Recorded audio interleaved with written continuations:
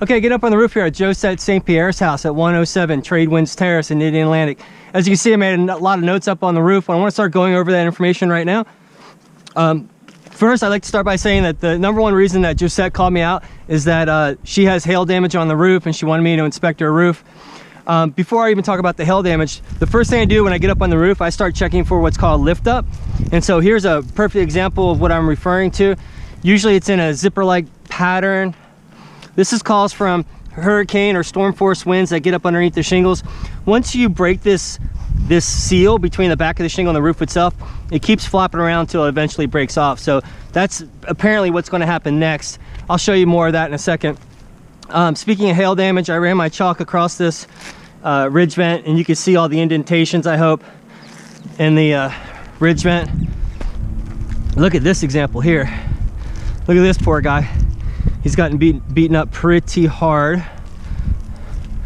And then more there. And then I chalked out this area as well too. So perfect textbook example of hail damage, impact marks into the shingles here. This is more lift up. And then you have basically just a lot of granule loss as well too. So the granules, in every sense of the word, are the sunblock for your house. Once you lose the granules, all the protective chemicals in the asphalt shingles start to leach out and they become extraordinarily brittle, almost like saltine crackers. So that's another cause of why, Josette, you need a new roof.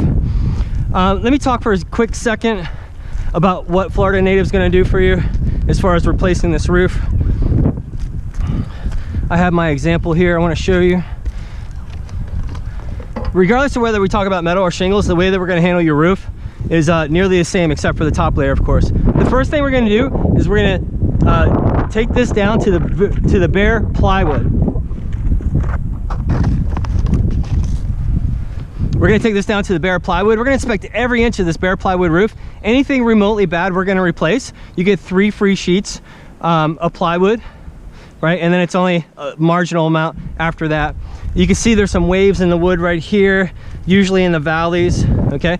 And then after we restore all the bare plywood, we're going to cover every inch of this bare plywood roof with what's called waterproof barrier, peel and stick. Okay, it's a rubberized waterproof barrier that's going to keep all of the elements out. And then we're going to put either your metal roof or your shingle roof on top of that. And so that's how you're going to get the best, most affordable roof that you can for your house. Okay, so I'm just going to leave this brief and get down and talk more with Josette. Thanks.